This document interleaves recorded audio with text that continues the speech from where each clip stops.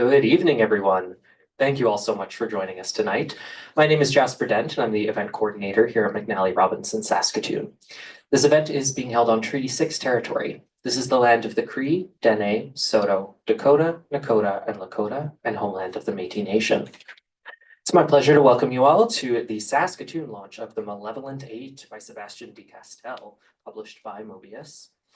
Just a note before we begin that this event is being live streamed, so there's a web camera up to the right here. It will not be focused on you, just on the stage, but it might pick up your phones if they ring during the event, so I would suggest silencing or turning them off now. If you'd like to buy copies of the Malevolent Eight or any of Sebastian's other books, well, actually I'm not sure if we have all of them, but we have a lot of them, you can do so. You can buy copies up here on the signing table or on the desk by where you first walked in. You're welcome to get your book signed before you purchase it. We just ask that you please remember to stop by the cash desk on your way out. That's the big desk in the middle of the store. And now I would like to introduce our author for the evening. Sebastien de Castell's acclaimed swashbuckling fantasy series, The Greycoats, was shortlisted for the Goodreads Choice Award for Best Fantasy, the Gemmell Morningstar Award for Best Debut, the Prix Imaginels for Best Foreign Work, and the John W. Campbell Award for Best New Writer. His YA fantasy series Spellslinger was nominated for the Carnegie Medal, is published in more than a dozen languages, and is currently being adapted into a television series by John Wick director Chad Stahelski. There's a lot of words in here that I am afraid I'm mispronouncing, but we're just gonna go with it. Sebastien lives in Vancouver, Canada, with his lovely wife and two belligerent cats. I know how that goes. So everyone, please give Sebastien a very warm welcome. I'll just talk super loud. It's okay. Thanks so much for coming out tonight. It's really fabulous. My lovely publicist, Mickey, back there. And I don't tell anyone. Yeah, I know he's trying to secretly not be my publicist. Yeah, we were talking about this, that I usually, when I'm doing book tours, I almost always am doing tours either in the UK, sometimes in the US, or in Europe. And despite being Canadian, I have never toured my own country before. And so when I came back from the UK after their launch of Malevolent Eight rather, I said to Mickey, can you see if any stores will have us, if we can just do like 3 or 4 stores in Alberta and Saskatchewan. And then all of a sudden I was on a tour with 20 stops in 10 days. But of course, every time we walk towards the front of the store and get out of the car with my, lovely vertical banner, we both go, what if nobody's there? So thank you so much for being here. It's really lovely to have you. How many people have read Malevolent 7? So a few people have, but not everyone. That is perfect. Now, I think many of you will have probably been to other author events at some point in your lives. So you probably know that the usual fashion is that the author, comes up and tells you a little bit about the book, which I will do. And then reads a chapter from the book. I have done, I guess, probably hundreds of readings now, and I've always felt there was something missing. So we're going to solve that tonight together. But first, I'll tell you a little bit about Malevolent 7 for those of you that don't know. First of all, this is a book that was never meant to be in your hands. It was in February of 2020. It was the beginning of the pandemic, and everything was starting to lock down. And I had just gotten the final edits back, or finished publishing the last Spellslinger book, which is a young adult fantasy series with lots of magic. But it was 6 books over 3 years, which meant every 6 months I was getting a manuscript back from the copy editors. And every 6 months I was finding new words that were no longer okay to have in a novel, which is completely understandable because we all happen to live in a period of time where, as we try to be more respectful of each other, our notion of language is evolving. And that's generally a positive thing, unless you're a fantasy novelist who's doing 6 books in 3 years, because all of a sudden a word that was great in book 2 is now no good in book 4. And so that can be tricky when you're a novelist. And at the same time, there was a lot of online discussion about fantasy, especially on places like Twitter. And, what tropes should we have and who should write what and should we do this? And that's obviously also a wonderful discussion for everyone who's not a novelist to have. If you're a novelist, it's a terrible discussion. And then on top of that, I get a lot of, I'm lucky enough to get a lot of letters from readers. But even those are dangerous because often I would get these letters that were things like, and I'm not going to mention any particular letter, so I'm not going to paraphrase it, but I get about, 10 of these a month of this particular type of letter, which is, thank you so much for your books. The books changed my life. I was in a very difficult spot and I didn't know what to do. And I found the story and it helped me get through these tough times. And if you ever kill this character, I will hate you. So while it's lovely to know that people like your characters, it's a bit daunting when you're sitting down to write a book when you've got in your head, okay, wait, there's these words we shouldn't use or different types of jokes we shouldn't use. And meanwhile, there's all these tropes everyone's talking about, what's hip, what's not. Everybody wants romantasy. The one thing I can tell you for sure about the world is it does not want a Sebastien de Castell romantasy. That would be disastrous. For those of you who've read the Great Coats, you may know that it took until book 3 before people stopped hating Ithalia, the female love interest of Falcio, the main character. It was nice to not get that hate mail anymore. It's very rare that people write, when will you kill off this character? I would really like to see her die. But I was, because I was in such a strange place at that time, I decided, all right, I need to write a palate cleanser book, which is just write a book just for me. And for those of you who are here who are writers, I highly recommend every once in a while going, I'm going to write a book very quickly that is just for me and nobody else, and nobody ever needs to see it. In this case, I went, I'm going to write a book that has every bad word I can think of, every terribly inappropriate joke. I'm going to stick in 12 magic systems and screw Brandon Sanderson. I'm not explaining any of them. He's a lovely person, by the way, but I can't quite do what he does. I have to do what I do. Yeah, and it's just going to be horribly offensive. And so I wrote this manuscript in this kind of blaze of chaos where I was kind of giddily laughing at myself. Meanwhile, the whole world's falling apart from COVID. And then I finished it, and my agent, who's absolutely lovely, she's a woman named Heather Adams. She's retired now. We're still friends with her. When I go to the UK, we went like walking, what is it, that big wall up in the north between Scotland and Hadrian's Wall. We watched Hadrian's Wall with her and her husband. She said, well, I'd like to read this manuscript. And I said, sure, you can read it, but it's probably nuts. And she read it, and 3 days later, she said, oh, no, I love this. I'd like to sell it. And I said, forget it, because I don't want to be, destroyed. And so eventually she retired. She put me onto my new agent, a nice guy by the name of John Wood, also British, in the UK. And John said, I've heard about this manuscript, The Malevolent Seven. Can I read it? And I said, sure, go ahead. But this is a terrible way to start a business relationship.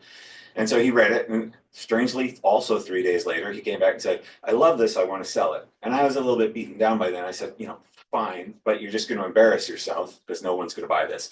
It was the fastest book deal I ever made in my career. And what it taught me was that actually, for the most part, nobody is trying to censor me. Nobody is trying to prevent anyone else from writing what they want to write. All anyone is saying is, let's not try to actively hurt each other. And since, as a novelist, I have no desire to hurt anyone, it turned out that everything was fine. And at the same time, surprisingly, it turned out that also everyone wants a little bit more irreverence in their lives. Because one of the consequences of trying to be more careful is sometimes we're not as irreverent as we'd like to be. So I feel I have solved that problem for society. You're welcome. Now, I think we should read something from this book. And I mentioned before, I have done an crazy number of readings in my life. And now there we go, good. I need to make sure I actually have the thing I needed. I've done a ton of readings. And I work very hard at these because I want them to be as good as they possibly can. But there's always been something missing. And so it was only recently when I first wrote this book, I realized what was missing was sound effects. And so rather than me just standing up here droning, we are going to do this as a kind of live radio drama that could very easily fall apart horribly, but we're going to tough it through together and see what happens. Is that okay? turn. Excellent. You say that now, wait till you hear. The one thing I need is, I need someone, is there anyone here who has a big boisterous voice and likes to talk loud and swear? I swear. Yeah, come on, don't lie. I'm looking at you, I see the passion. Good, you're gonna be my Corrigan. So the good news is, the parts are always, I went through it with a highlighter, so you know when to do your part. And remember the first rule of acting, and I was at one point in my life the world's third worst professional actor. I had two major roles. One, I was what's called a photo double for Underworld 2, where I had long dark hair at the time, and I was told, and they called my agent and said, does he still have the long dark hair? And because we need a photo double, which is a role where you play the character, somebody else's character, but from a distance, like in a truck where they're shooting from a helicopter. And they said yes. And then it turned out they actually wanted a photo double for Scott Speedman, who has blonde hair and doesn't look anything like me. And so I sat in a trailer for 14 hours because they were waiting to do this second unit shot. That's when they're doing stunts or shots from helicopters. And they finally got me out, and then they put me in this makeup and this wig, which was very hard to get on because I still had long dark hair. And then I went and sat in the trailer for a while more, and then finally someone came and said, yeah, we're not getting the shot, here's your money, go home. So that was a big role. And the other, I played the lead in an independent kind of medical thriller, where I think my brother said, when he saw the film, called me up and said, the good news is you're not the worst part of that movie. He said the lighting was worse. But nonetheless, what I learned from that, and which I would like to impart to you now, is here's the essence of acting. It's better to be loud than good. So we'll just be loud. Okay. Oregon, by the way, if you're like, oh my God, please don't make me do this, it's fine. You don't have to do it. I'll still give you the how do you feel about being a tempestoralist? These are sound effects. How do I feel about being a what? A tempestoralist. Somebody who blows things up. I feel the essence of that. This is hard though, because some of these parts, even though they're mostly sound effects, require a certain temperament. And infernalist is something quite evil. There we go. Sorry. Sometimes it's hard to catch the vibe initially. And when you're doing one of the warrior parts, it's fine to both do it together. Go. I need someone who can do big cracking floor-ness sounds. If you haven't read the book, this probably makes no sense. And it will not make much more sense afterwards. Warrior number 3. It will take a lot of people involved. There we go. And warrior number 4. And I think actually we're now good. Anybody have any questions? If you do, don't bother asking. All right. Is everyone ready? I've done this twice before. It's never actually broken apart. So if it does, it's a Saskatoon problem. Are we ready? All right. This is the opening of Malevolent 7, which opens outside this massive ancient fortress that's in the process of being destroyed by a band of mercenary war mages, also called wonderists. And it begins like this. Picture a wizard. Go ahead. Close your eyes if you need to. There he is, see? Old, skinny guy with a long, scraggly beard. He probably trips over on the way to the bathroom in the middle of the night. Note that he's wearing some sort of iridescent silk robes that couldn't protect his frail body from a light breeze. The hat's a must too, right? Big floppy thing, covered in esoteric symbols that would reveal to every other mage which sources of magic this moron relies on for his powers. Wouldn't want a simple steel helmet or something that might, protect the part of him most needed for conjuring magical forces from being bashed in with a mace or pretty much any household object heavier than a soup ladle. Yep, behold the mighty wizard. A stoop-backed Phoebe who couldn't run up a long flight of stairs without giving himself a heart attack. Now, open your eyes and let me show you what a real war mage looks like. Fall, you pasty-faced little fuckers! Corrigan roared as our contingent of wonderists assaulted the high citadel walls our employer had sent us to bring down ahead of his main forces. Hold the walls! With what? You can't fight spells with steel? Fall so I can rip your hearts out with my bare hands and feed you to my favorite devil as an appetizer before he feasts on your miserable souls. Yeah, Corrigan was a real charmer, all right. Big man, shoulders as broad as any soldier's. I stood maybe half an inch taller, but in every other dimension, he was my superior. The muscles on Corrigan's forearms strained against the bejeweled gold and silver bands he always negotiated into his contracts. Tempestoral mages of his caliber have no particular use for precious metals or gemstones, but when it comes to selling his services, Corrigan likes to, in his words, remind those rich assholes who needs who. Meanwhile, our employer's foot soldiers and mounted cavalry were fighting and dying to keep the enemy troops busy. While we wonderists did the real damage. Watch this one, Cade. He shouted to me over the tumult of battle all around us. Corrigan's eyes glowed the same unnerving indigo as the sparks that danced along the tightly braided curls of his hair and beard. Tendrils of black tempestoral lightning erupted from his calloused and charred palms to sizzle the air on their way to tear at stone and mortar like jagged snakes feeding on a colony of mice. He grinned at me, his white teeth in stark contrast to the ebony of his skin, then laughed as each of his fists closed around one of his lightning bolts. He began wielding them like whips, grabbing hold of the stalwart defenders atop the walls and sweeping them up into the sky before shaking them until their spines snapped. Several other poor bastards leaped to their deaths rather than waiting for Corrigan to take an interest in them.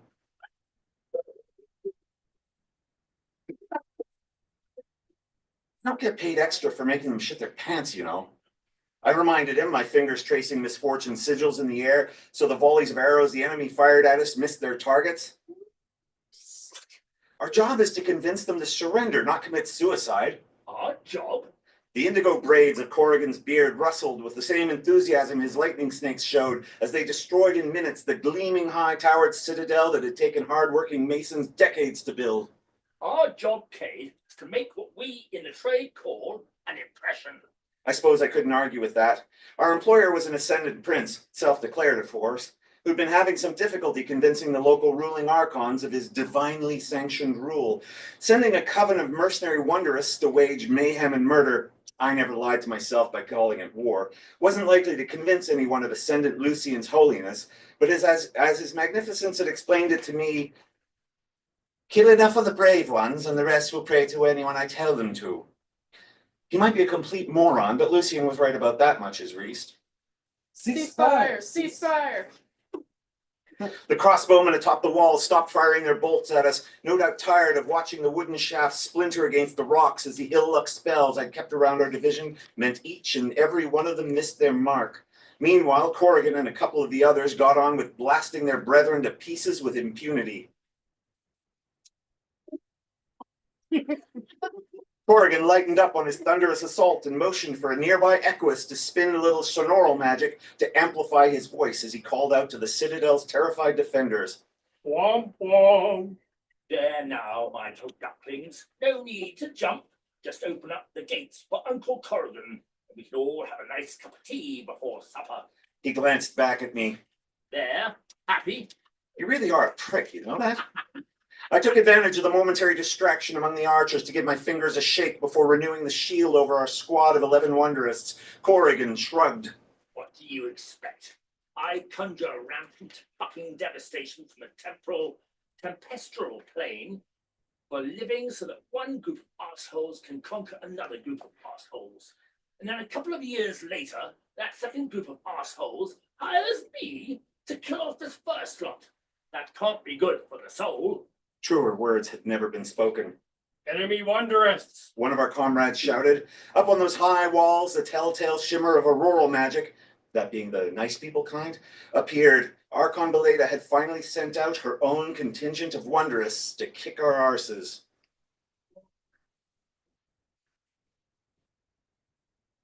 When Corrigan got a look at the silk-robed, gray-bearded scarecrow standing up there, he was pissing himself laughing so hard his tendril spell almost collapsed. Look, real live oral mages have come to cast our souls to the pits.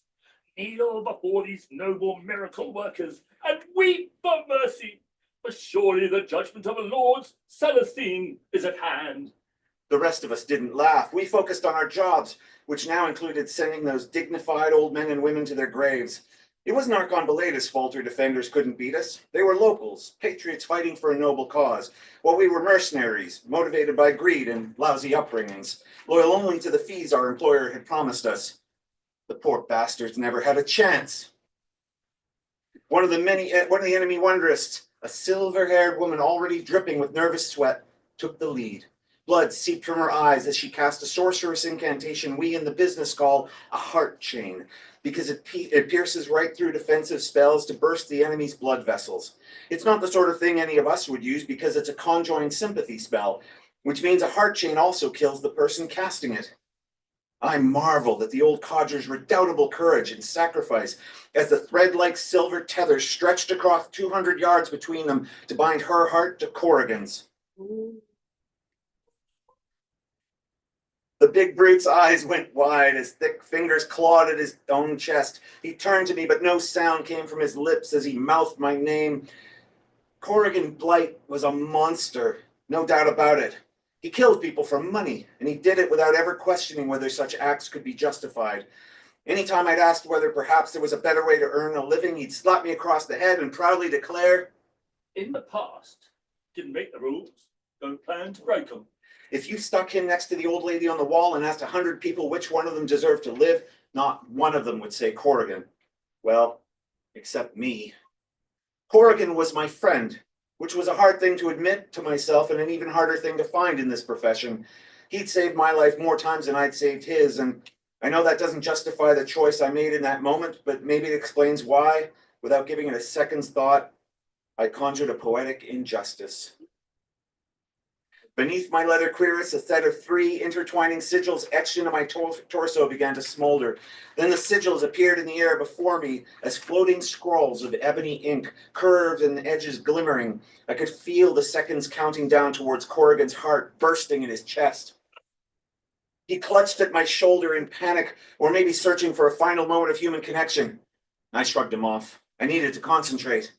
I placed my right hand above the first sigil, which looked like a distorted stick figure crowned with 7 rays. It represented the enemy spellcaster. When I moved my hand upwards, the sigil followed, and I placed it in a direct line between myself and the Aurora Mage casting the heart chain. The second sigil, a gleaming black circle with a second smaller half circle overlapping the top of it, looked almost like a padlock. It moved of its own accord, floating silently up to Corrigan's forehead, which would have unnerved him no end if he'd not been too busy dying to notice.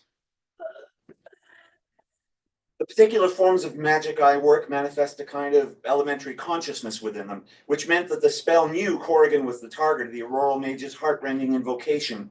I quickly placed 3 fingers atop the locking sigil, then moved it between me and the enemy wonderists atop the citadel walls, looking for my target. This is where casting a poetic injustice gets tricky. Altering the binding on someone else's spell requires finding someone to whom they have an already strong emotional connection, which would usually require time and research, neither of which we had to spare. But these idiots had made it easy for me. Beside the Auroral Mage stood a fierce-eyed old gentleman holding her hand. I might not be the world's most sentimental guy, but even I could sense the love between them. I quickly tethered the targeting sigil to him. Now for the third sigil. With the thumb and forefinger of each hand, I grasped the 2-headed coil snake, ignoring the ink-black tongues that flickered menacingly at me, pulled the spiral straight, and attached a head to each of the other 2 sigils.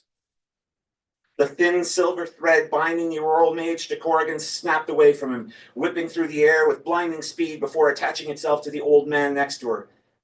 Even when he saw the heart chain coming for him, he didn't make a move to abandon her. Maybe he was her husband, and such a cowardly thought never occurred to him. Till death did they part, as no one with a conscience might say. Corrigan painfully sucked air into his lungs, giving me just the barest nod of acknowledgement, then, smiling with smug self-satisfaction, renewed his attack on the walls with just as much vigor and twice as much pleasure as before. I had to lean against him just to keep from collapsing to the ground. Poetic injustice spells are hard on the body and the soul, I guess.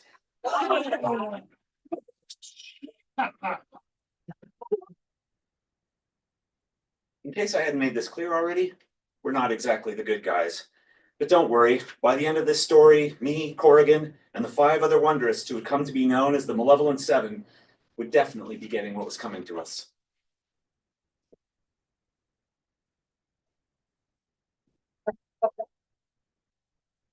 You know, it helps if you put right in the script and applaud now. You were absolutely marvelous. And now, this is dangerous because this is being recorded. There is an absolutely fabulous historical author by the name of C.C. Humphreys, Chris Humphreys, who's a good friend of mine. And he's also a fabulous actor. And he was there the first time I ever tried to do this when the book came out. And he was playing Corrigan. And I'm so sorry to say this, Chris, but I found my new Corrigan.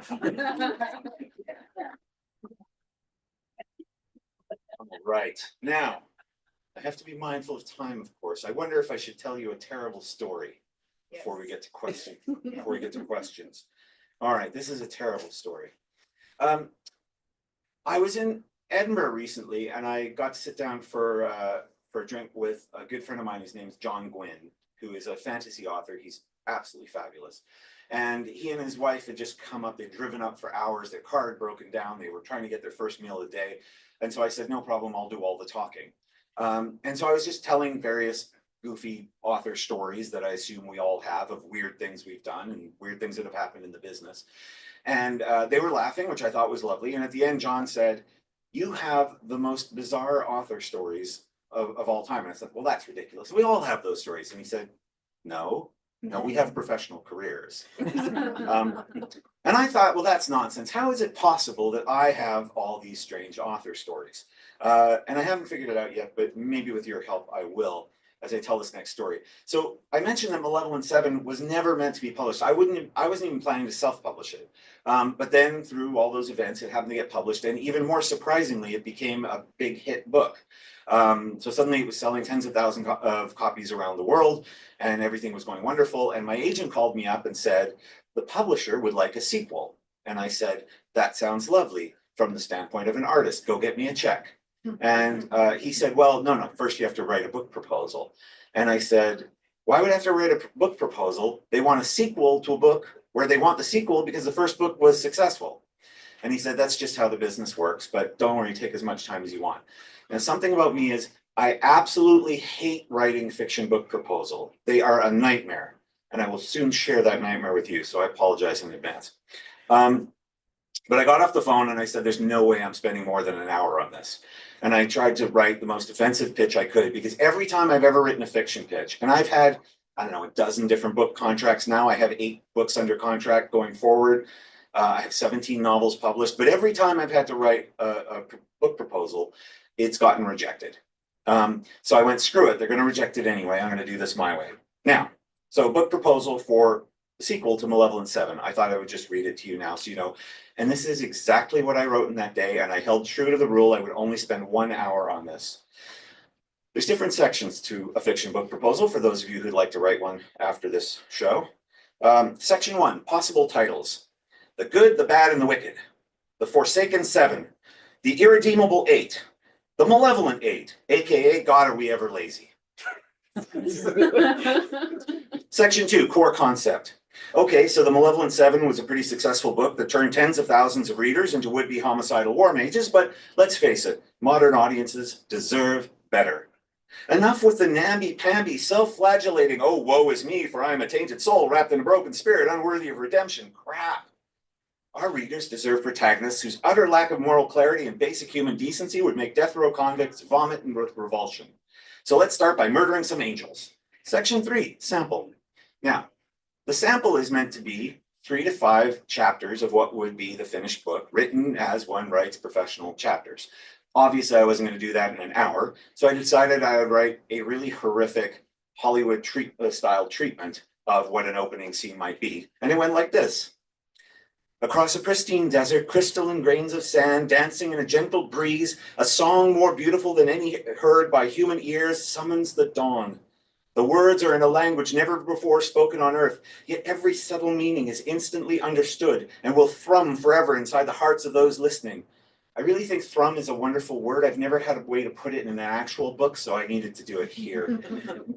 This is the music of the Celestines. This is the song of perfection. This is what it sounds like when angels are being tortured to death. On the border of a small unassuming town, a gruesome gallows has been constructed. And here I just try to get as gross as I can, I apologize. The nooses around the necks of the four angelics, screaming in sublime, helpless harmony, are made from living 3-foot-long centipedes, whose dozens of stingers pierce their heavenly flesh, causing unspeakable agony even as they tear from their victims' throats the auroral song. They're begging for the Lord Celestine to answer their plea, not to save them, but simply to end their suffering. But there is no end in sight, because no one's pulling the lever that would open the trapdoors beneath the angels' feet and allow them to hang. Instead, the contingent of infernal demoniacs in macabre military garb who captured the angelics dance and cheer around the gallows as the townsfolk gathered nearby watch in confused horror. One of the demoniacs is gathering golden tears from the angelics into slender silver champagne flutes, passing them to its comrades so they can raise a toast to this latest infernal victory in the long-awaited Great Crusade. Another demoniac is pounding a sign into the sand that reads, "Infernal territory, no Celestines allowed." The demoniac squadron laughs. The captain raises one of the glasses to his leathery lips, but before he can take a drink, a sound is heard over the lament of the dying angelics, a single discordant note that steals away the sweetness of their enemies' suffering. A cough. All eyes, demoniac, angelic, and those of the confounded townsfolk turn towards the east, where the rising sun is so blinding that all anyone can see are the shadows stretching out towards them from the desert. 7 shadows, to be exact. The battle-hardened demoniac soldiers form up, their infernal weapons at the ready. The captain calls out his demand that the intruders reveal themselves and surrender in preparation for such mercies as their new overlords might be tempted to offer. Another cough. The demoniacs snarl and hiss in outrage. Infernal magic spark along the twisting blades of weapons whose grim construction promise hideous manners of death. The outraged captain informs the interlopers that they waited too long to submit and surrender is no longer an option.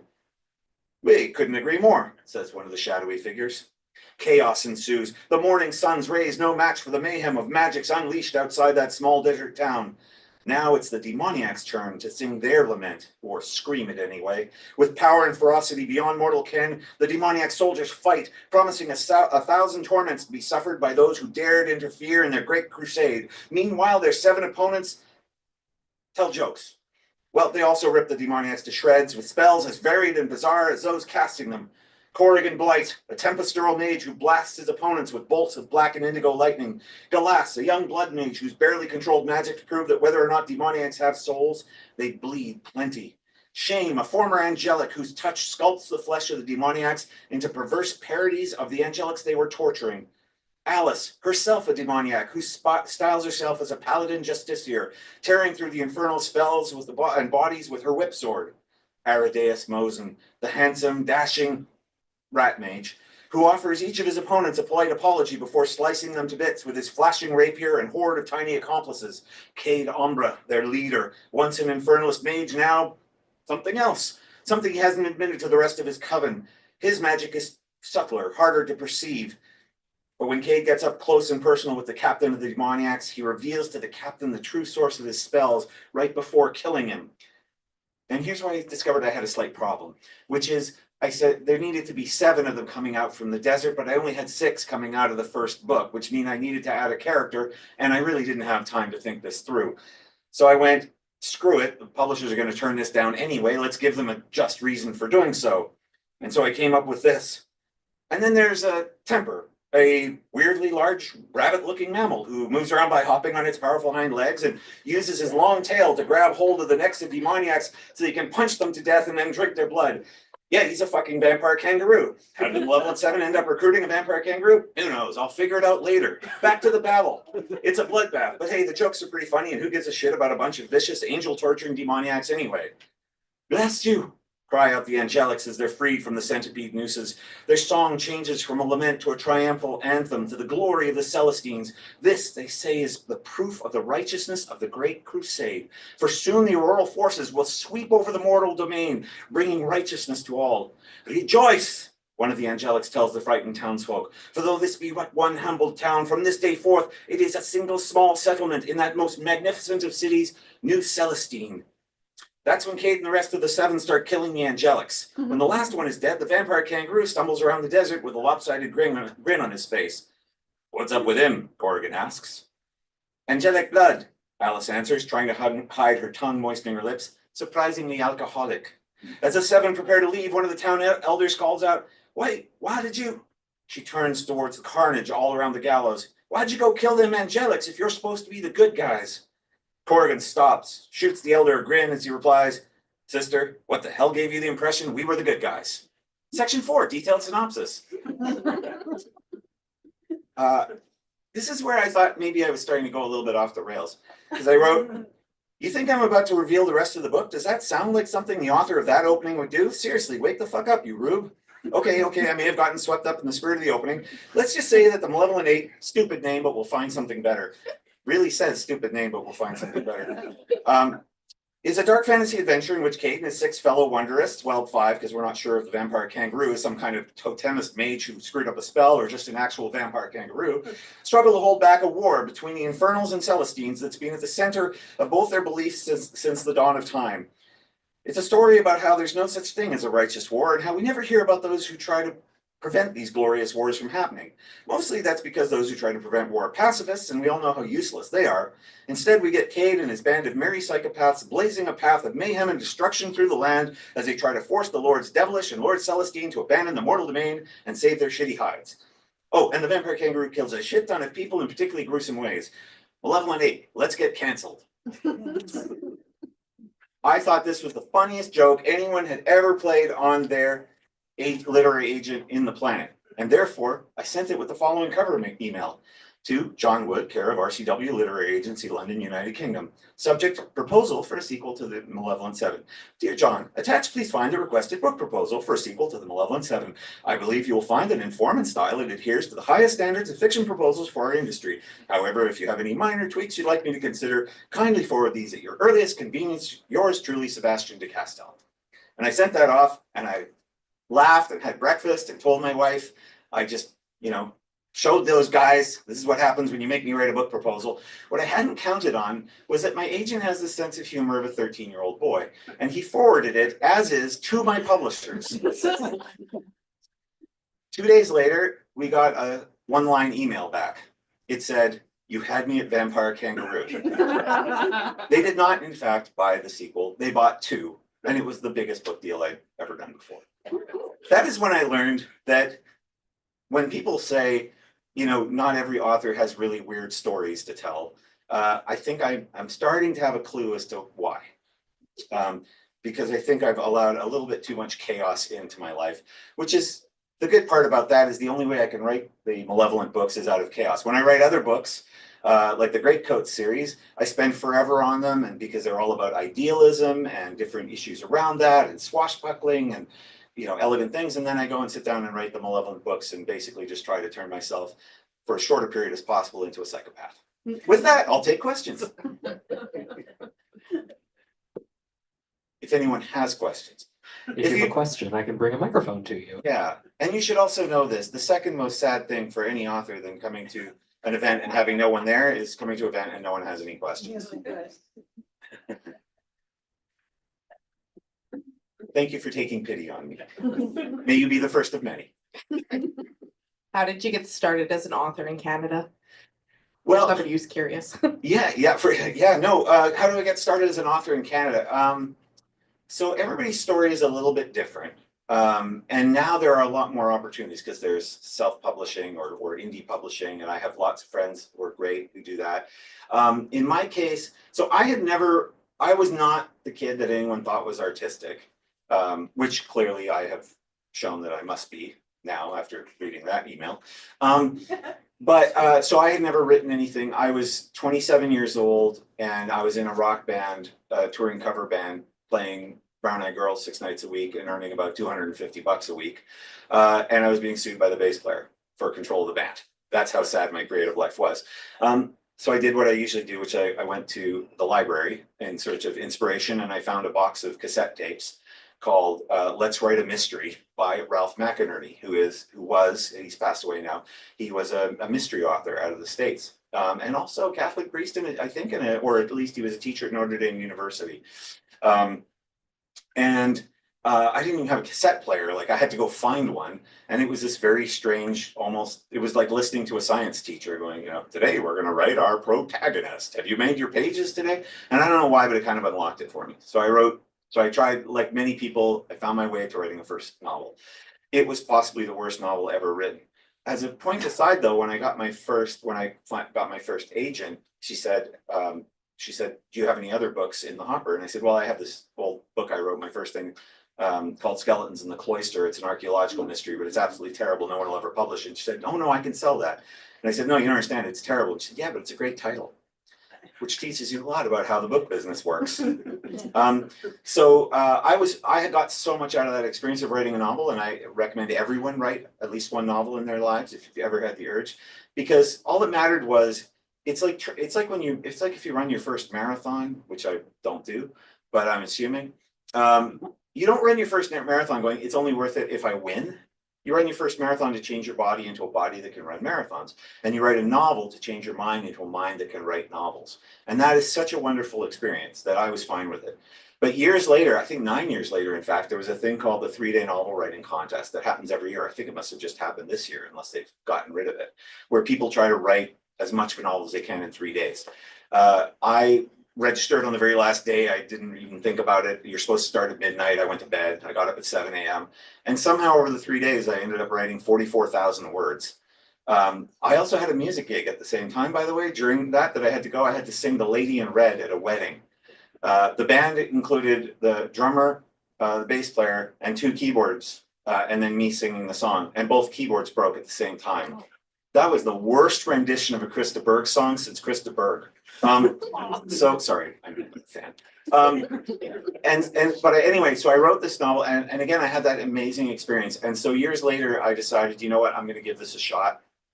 And I revised it, and it became 2.5 times as long. And then I started looking for an agent, and looking for an agent is the worst. It's the second worst experience you have. When you're trying to get an agent, it feels like everybody hates you because you're constantly getting rejections. And then you find one agent who's like, oh my God, you're the greatest thing ever. I tried to get Heather to say that I was the greatest thing ever. She refused, but she said I was definitely in the top 1,000. But the actual worst time of your life as a writer is after you get an agent and before you get your first book deal. Because every single morning you wake up first thing, you check your email inbox, even though your agent has said it's going to take 6 months to 18 months, and just praying that it's there. And when you don't see the book deals come in, you start freaking out. And also I had been an arrogant jerk because I knew Heather had done a 6-figure 4-book deal for a fantasy author before. So in our first phone call, I said, yeah, listen, I'll be happy with just a 6-figure 4-book deal. And she said, well, that's a little unrealistic for your first series. And, this takes time. I said, no, take as long as you want. I just would like it within 3 months. And she said, well, that's not how this works. Oddly enough, 3 months to the day later, I was in Provence on a cycling trip with my wife, and I got an email, and it said, I don't know how this happened, but we have a 4-book deal for your debut novel, which turned out to be Traitor's Blade. So that thing that I wrote did that. And so that story sounds pretty strange, but everybody's story is a little bit strange about how they get started. It's about, you have to kind of write the absolute best book you can. You have to believe in what you write. And then you have to just let the universe do what the universe is going to do. I had a plan that if I didn't get a deal within 6 months, I was just going to find a way to self-publish, and I tried to do that well. And I have friends who do that who make more money than I do. And I'm, without meaning to sound arrogant at all, like I've made a great living as a novelist for the past decade. So there's so many different ways to do it now, and so many good reasons to do it that I recommend to everyone. That should have been about a 12-second answer, and it took me 3 minutes. I apologize. Next question. Remember to pity the author. I love watching people's faces when they're desperately trying to come up with a question. Oh my God, this is okay. Just so you all feel guilty. My publicist was literally about to come up with a fake question. Thank you, Mickey. I do have something I want about. Well, please. No, I'm not paying. I'm not increasing the rates. Oh, Go ahead. So it's the middle of the night. Yeah. You have a really good idea. Yep. But the pen's far away. Yeah. Do you get up, or do you convince yourself it wasn't a good idea? Stephen King had a great thing he said about writer's notebooks. He said the writer's notebook is the greatest invention ever devised for keeping track of terrible ideas. And his argument was if it's a good idea, it keeps festering inside you. And so I've never had an idea that became a novel that didn't fester inside me for quite a while. And so, yeah, I will go right back to sleep. Also, because my wife bought me an Oura ring 3 years ago, and it tells me if I'm not getting enough sleep, and it makes me feel guilty. I got one more. If that's, Please. What, like, and not to put it into percentage, but like, how much do you do planning before you start the novel, or do you just start with the first draft? No, that's a great question. So there are novelists who have a process. And either sometimes people say plotters, who come up with full plot, or pantsers, people who write by the seat of their pants. I think of myself more as a prospector. I'm digging for gold, and I will just keep digging wherever I have to until I find it. So sometimes I write an outline. So Trader's Blade had no outline; it had nothing. But what I didn't realize was, so I go running, jogging, for health reasons, but I'm really bad at it. So I would. To not cry the whole time, I would tell myself stories. I just imagined little scenes. And I hadn't realized until I sat down to write Trader's Blade that these scenes had been playing in my head for years. And then when the sequel, Night Shadow, was what I was about to write, I wrote a 40-page outline for it. And I sent it to my editor, and she said, yep, this is lovely. No, you're not allowed to redeem Duke Gillard in the second book. He said, I'm going to do it anyway. She said, fine, but you have to wait till book 3. And then I started writing it, and then lost track of the outline. When I signed the Spellslinger deal, that was an 8-book deal, which is a lot of books in a single book deal. It's rare that happens. And they wanted me to give them a series outline. And I was like, I don't, that's not how I think. And they said, it doesn't matter. This is what every agent will tell you. It doesn't matter. Just give them an outline. They don't care if you actually follow the outline. So I wrote this outline, again, using I'm going to write this in like literally one day. Or actually, no, it was like, I think I spent an hour and a half on that. I'm really not good for working more than like 90 minutes. And I sent it to them, they were fine. And because they want you to write the best book you can. And then I wrote all the books in the series without ever looking at the series outline again. Except that after I delivered the 6th book and I looked back and went, God damn it, I actually ended up following the outline. So sometimes it's like that. I'll tell you one interesting book. So Play of Shadows is in the Great Coats world. I think it's one of the best things I've ever written. I don't know whether anybody else in the world agrees with me. But when I wanted to write this, I wanted to write a swashbuckling fantasy set at least somewhat in the theater. And I wanted it to be about actors, and I wanted actors to be the heroes. In fact, I came up with a whole magic system based around theater acting, because I was, as I mentioned before, a terrible actor at one point, but I got to do fight choreography for various theater productions. And one time I was doing the sword fights for a production of Richard III in London, where the producers and director wanted to do a more historically accurate version. For those of you who don't know, the whole like Richard III being this horrible guy thing is a little bit not quite true. So they wanted to do a more historical one. And so I had this idea, wouldn't it be amazing if a group of theater actors were putting on a historical play, like in this fantasy world's equivalent of Richard III, and one of the actors turned out to have this mystical gift that when they're on the stage portraying a historical figure, they channel the spirit of that historical figure and accidentally blurt out something that amounts to treason. And so I had this idea that I loved, but I had no idea how to approach it. And so I decided one day, you know what, since it's in a theater, why don't I'm going to write it as a script. So I downloaded some screenwriting software similar enough to a theater script. And I sat there and I wrote literally like a theater script. And I wrote basically a draft of the novel in an incredibly short span of time, because no matter what anyone tells you, screenwriting is just way easier than writing novels. So I don't know, how can it take you more than 2 days to write a screenplay? Anyway, so I wrote this theater play version of the book, which became the outline. And then I followed that. So my process is different with every book, because at the end of the day, remember I said I'm a bit of a prospector. I'm searching for gold, and I go wherever I think I can find it. Sometimes I get it fast, sometimes I can't. A lot of the times, for those of you who are writers, you probably know this, the hardest thing is getting into the mode where suddenly the creative part of you is able to express itself without the analytical part of you getting in the way. Which is why when I'm doing the Malevolent books, I have to start from a place of chaos. I kid you not, I can't show you the cover because this is broadcast, but because of the tight timelines on publishing, they have to do things quite far in advance. So they need to get the cover designed far enough in advance. I have not written the first word of Malevolent 9, but my publisher asked, well, what would you like on the cover? And I said, I like the existing covers. I want like the main characters sort of coming out. And then I want there to be like this kind of yin yang magical thing in the background with like the vampire kangaroo, but he's fighting like some other weird creature. And that's going to be super cool. And they were like, yeah, that sounds great. So what's the creature you have in mind for the book? And I was like, I don't know, like some kind of like giant koala sphinx. And I did not think they were actually going to go ahead, but they sent me the cover 2 days ago. It looks gorgeous. It's the creepiest looking koala sphinx you've ever seen. And now it's going to be in Malevolent 9. How's that for process? Any questions? Oh, look at the mic so that everyone can hear your beautiful voice. Do you like getting letters? And what does it do for you?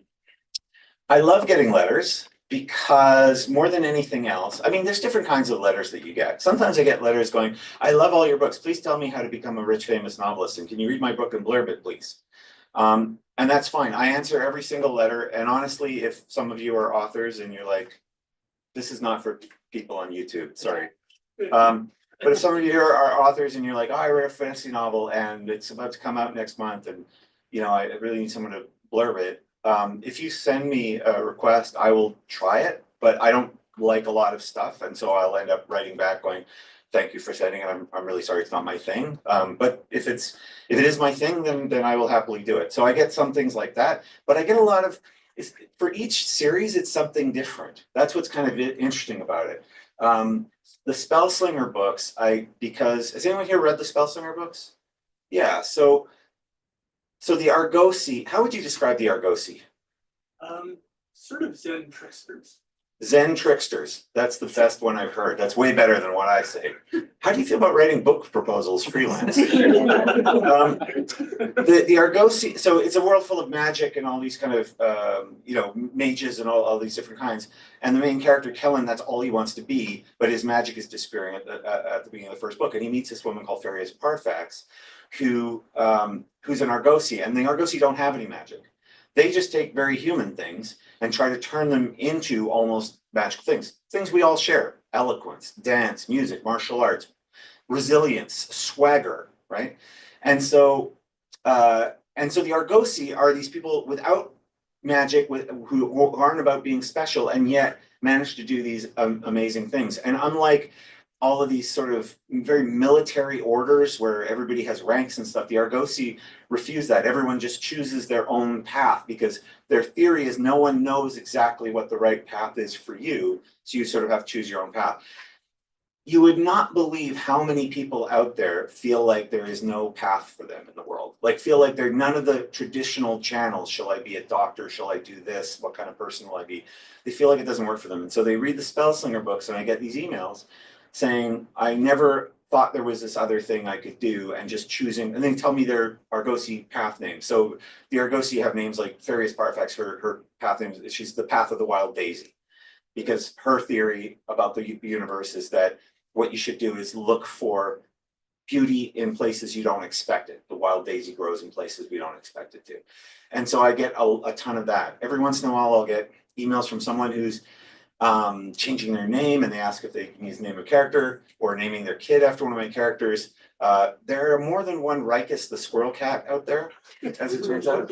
So those letters are very different from the Greatcoats letters I get, which are unusual as well. I don't get a ton of malevolent letters because if I do, they're mostly swear words. So, which is great because I am always looking for new swear words. So if any of you have some really good ones, I could use it for Malevolent 9.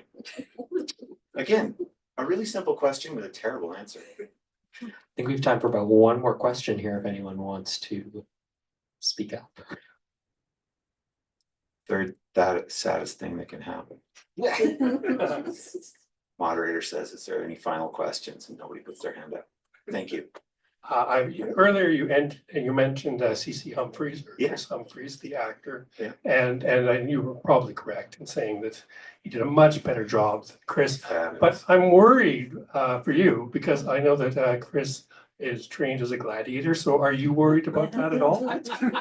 I am always worried about crossing C.C. Humphreys because he and I have actually crossed swords.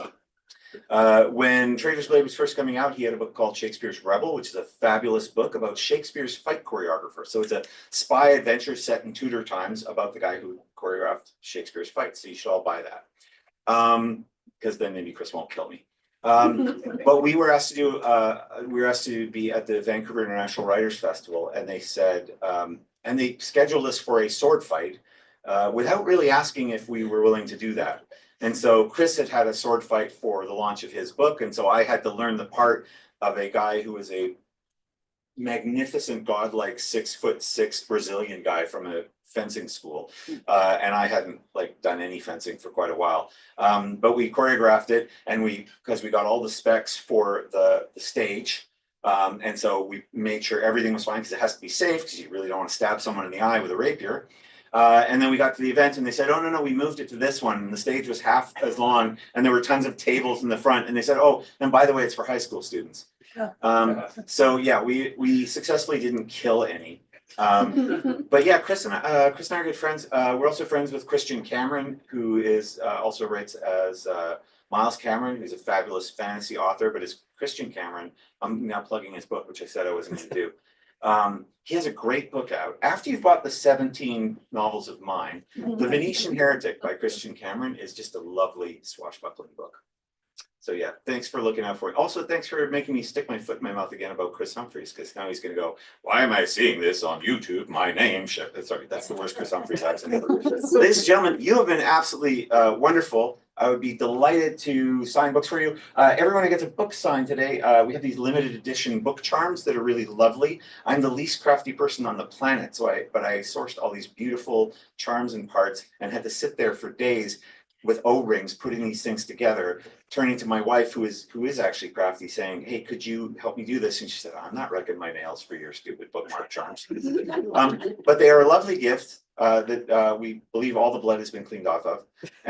For anyone who comes up and gets a book signed, I'd love to say hi. Thank you so much.